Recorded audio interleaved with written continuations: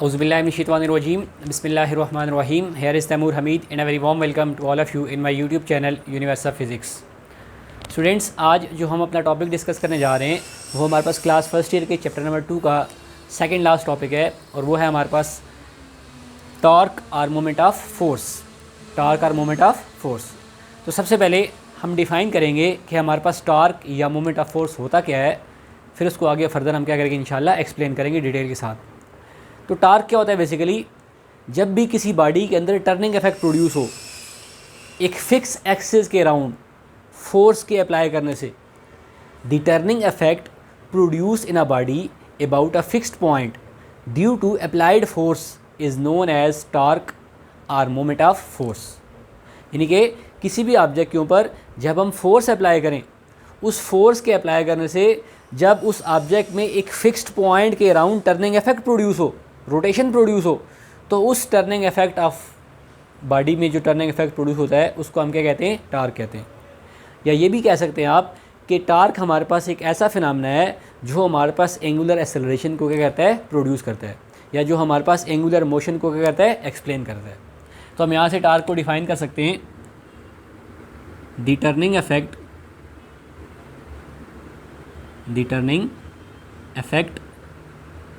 Produce in a body about a fixed point due to applied force is called torque और moment of force. इसे हम क्या कहते हैं? टॉर्क कहते हैं या मोमेंट ऑफ फोर्स कहते हैं। या आप ये भी कह सकते हैं the phenomena which produces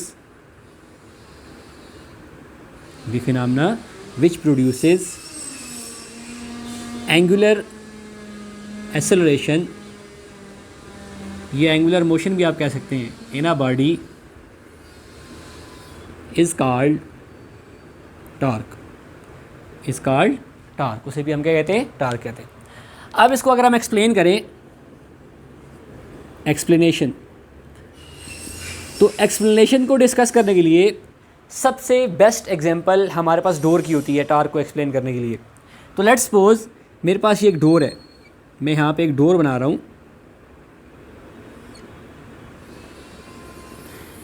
ये डोर के साथ मेरे पास हाइंग्स हैं। हाइंग्स मतलब कब्जे, जिसको आप देसी ज़ुबान में कहते हैं, अपनी ज़ुबान में जो दरवाजे के साथ लगे होते हैं, जिससे दरवाज़ा जुड़ा हुआ होता है। तो ये मेरे पास क्या है? हाइंग्स है। हाइंग्स, ये मेरे पास एक्सिस ऑफ रोटेशन है। इन हाइंग्स के अलोंग डोर रोटेट करता है। और यहाँ पे मेरे पास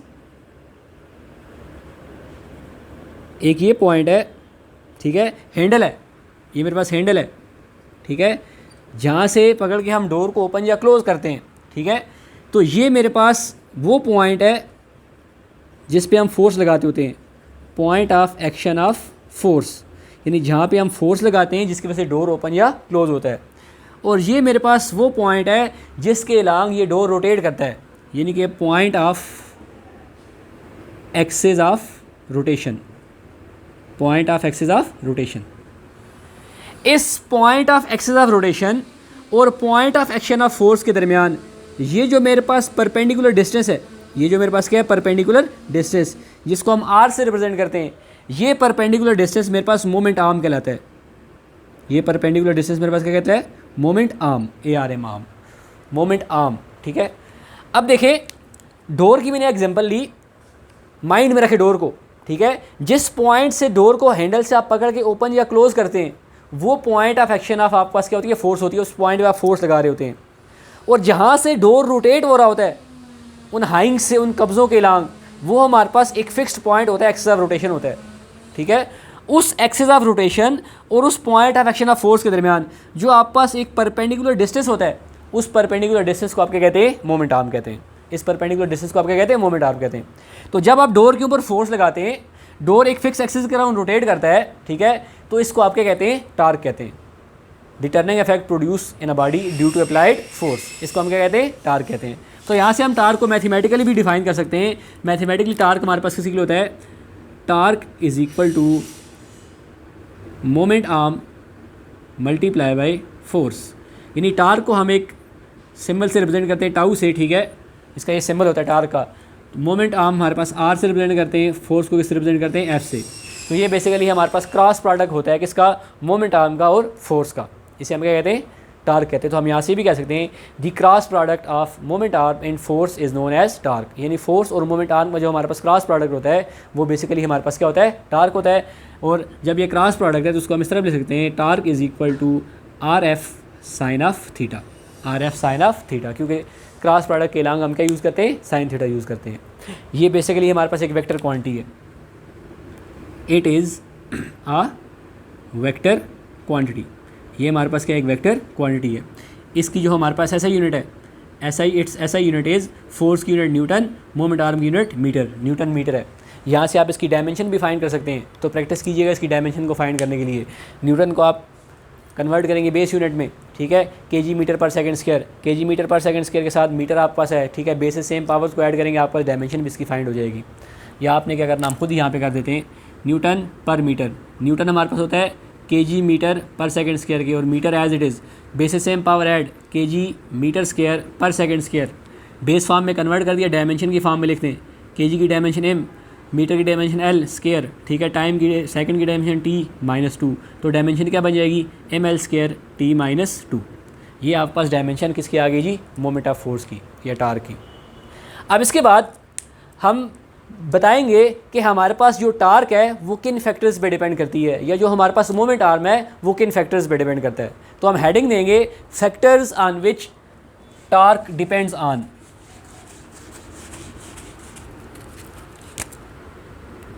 factors on which torque depends upon. उन फैक्टर्स को हमने देखना है जिन पे टार्क हमारे पास क्या करती है, डिपेंड करती है। तो फर्स्ट फैक्टर है हमारे पास अप्लाइड फोर्स, अप्लाइड फोर्स, ठीक है। सेकंड फैक्टर है हमारे पास मोमेंट आर्म, और थर्ड फैक्टर है हमारे पास angle between force and moment arm. Force और मोमेंट आर्म के दरमियान एंगल, इन तीन फैक्टर्स पे टार्क डिपेंड करती है। अब सबसे पहले हम रिलेशन फाइंड करते हैं, relation of torque and moment arm, या relation between torque and moment arm. हम ये भी कह सकते हैं relation between torque and force. पहले कर लेते हैं relation between torque and force.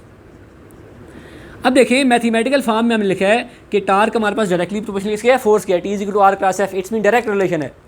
तो यहाँ से हमें पता चल जाता है कि फोर्स हमारे पास डायरेक्टली प्रोपोर्शनल किसके है, टार्क के है। फोर्स को हम इंक्रीज़ करेंगे, टर्निंग इफेक्ट हमारे पास ग्रेटर अमाउंट में प्रोड्यूस होगा। फोर्स को हम डिक्रीज़ करेंगे, टर्निंग इफेक्ट हमारे पास लेस अमाउंट में प्रोड्यूस होगा। डायरेक्ट रिलेशन है। अब देखें डोर है, उसको आप तेज़ी से ओपन करते हैं, फोर्स ज़्यादा लगाते हैं तो टर्निंग इफेक्ट ग्रेटर अमाउंट में प्रोड्यूस होता है। अगर उसी पॉइंट पे आप स्मॉल अमाउंट ऑफ फोर्स लगाएं, टर्निंग इफेक्ट हमारे पास क्या होगा, कम प्रोड्यूस होगा। तो जितनी आप ग्रेटर अमाउंट में फोर्स लगाएंगे टर्निंग इफेक्ट उतना ही क्या होगा, ज़्यादा होगा। जितनी आप स्मॉल अमाउंट में फोर्स लगाएंगे अप्लाइड फोर्स, टर्निंग इफेक्ट आपके पास उतना ही क्या होगा, कम। क्योंकि टार्क जो हमारे पास है वो डायरेक्टली प्रोपोर्शनल किसके है, फोर्स के। फोर्स को इंक्रीज़ करेंगे टर्निंग इफेक्ट इंक्रीज़ होगा, फोर्स को डिक्रीज़ करेंगे टर्निंग इफेक्ट क्या होगा, डिक्रीज़ होगा। नेक्स्ट वन है मोमेंट आर्म, यानी relation between torque and moment arm. अब मोमेंट आर्म हमारे पास परपेंडिकुलर डिस्टेंस होता है किसके दरमियान, point of action of force and point of action of rotation के दरमियान। ये बात ध्यान में रखनी है आपने, ठीक है। तो देखें अब रिलेशन हमने फाइंड करना है टार्क का और मोमेंट आर्म का।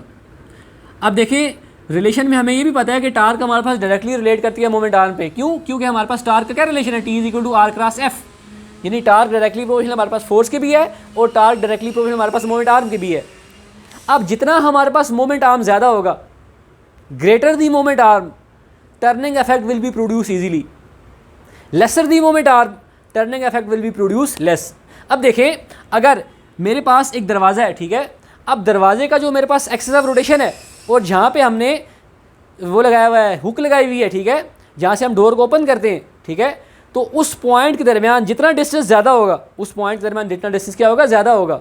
यानी हैंडल और एक्सिस ऑफ रोटेशन के दरमियान परपेंडिकुलर डिस्टेंस जितना ज़्यादा होगा, हम डोर को ईजिली क्या कर सकते हैं, ओपन कर सकते हैं।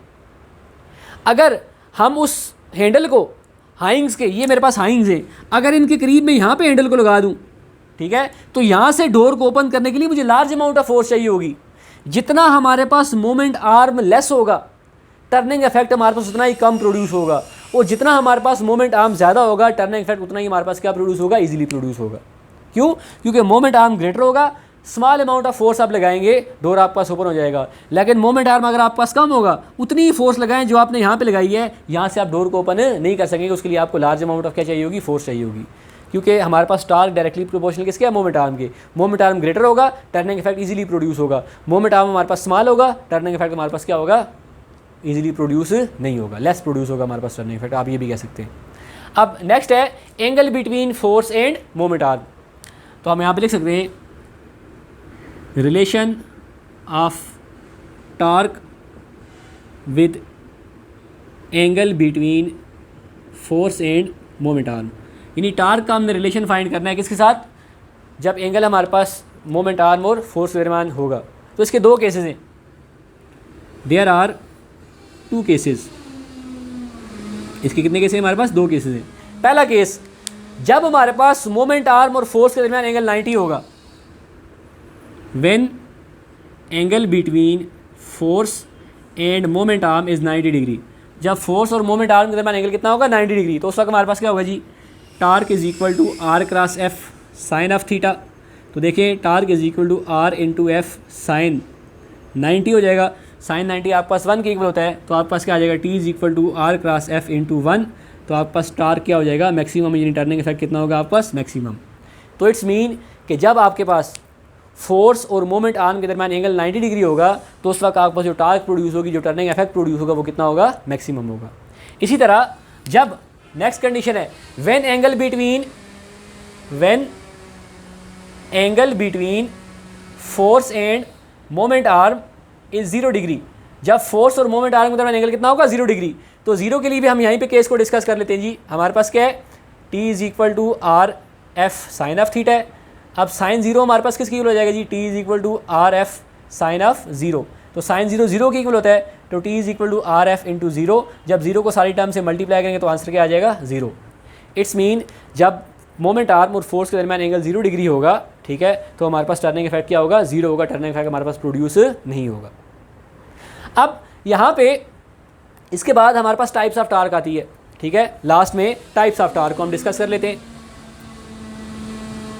Types of torque. अब टार्क की हमारे पास 2 टाइप्स हैं, clockwise torque and second one anti clockwise torque. Torque की हमारे पास कितनी टाइप्स हैं, 2 टाइप्स हैं, clockwise torque and anti clockwise torque. सबसे पहले हम एक्सप्लेन करते हैं क्लॉकवाइज टार्क को। सबसे पहले हम किसको एक्सप्लेन करते हैं, क्लॉकवाइज टार्क को। If a force is capable of producing a body to rotate in clockwise direction, यानी अगर आप किसी ऑब्जेक्ट के ऊपर फोर्स लगाएं और उस फोर्स की वजह से वो ऑब्जेक्ट हमारे पास क्लॉकवाइज डायरेक्शन में रोटेट करे। If a force is capable of rotating a body in clockwise direction, अगर हम किसी ऑब्जेक्ट के ऊपर फोर्स लगाएं और वो फोर्स कैपेबल हो उस बॉडी को क्लॉकवाइज डायरेक्शन में मूव करने के लिए, तो ऐसी टार्क को उस वक्त जो हमारे पास टार्क प्रोड्यूस होगी वो कौन सी टार्क होगी, क्लॉकवाइज टार्क होगी।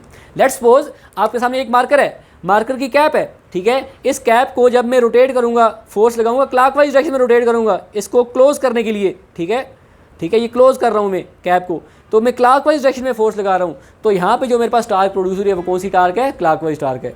या आप जब बॉटल को क्लोज करते हैं, बॉटल के कार्क को, ठीक है, तो आप उसको रोटेट करते हैं कार को क्लॉकवाइज डायरेक्शन में, ठीक है। वो जो फोर्स आप उसके ऊपर लगा रहे होते हैं, उस फोर्स की वजह से वो हमारे पास जो कार्क होता है वो किस डायरेक्शन में मूव कर रहा होता है, क्लॉकवाइज डायरेक्शन में मूव कर रहा होता है। तो उस वक्त जो टार्क प्रोड्यूस होती है वो कौन सी हमारे पास टार्क होती है, क्लॉकवाइज टार्क होती है। और क्लॉकवाइज टार्क को हमेशा आप क्या लेते हैं, पॉजिटिव लेते हैं। क्लॉकवाइज टार्क को हमेशा हम क्या कंसिडर करते हैं, पॉजिटिव कंसिडर करते हैं। इसी तरह एंटी क्लॉकवाइज टार्क, जब किसी ऑब्जेक्ट के ऊपर आप फोर्स लगाएं, उस फोर्स के लगाने से ऑब्जेक्ट एंटी क्लॉकवाइज रोटेट करे।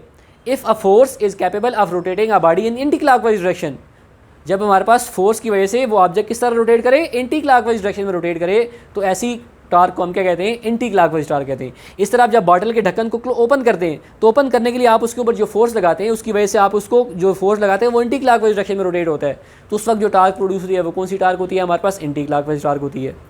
अब इस तरह बोल्ट को जब नट को, ठीक है, आप रोटेट करते हैं क्लोज खोलने के लिए, ठीक है, ओपन करने के लिए जब उसको आप रोटेट करते हैं तो फोर्स जो उस पर लगाते हैं वो उसको एंटी क्लॉकवाइज डायरेक्शन में रोटेट करती है, तो वहाँ पे जो टार्क प्रोड्यूस होती है वो हमारे पास कौन सी होती है, एंटी क्लॉकवाइज टार्क होती है।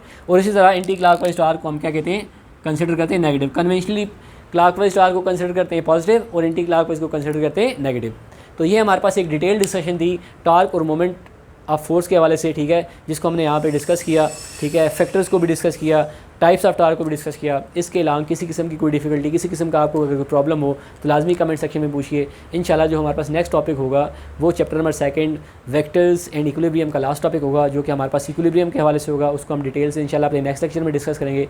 तब तक के लिए आपसे इजाज़त चाहेंगे। अल्लाह हाफ़िज़। Thank you very much.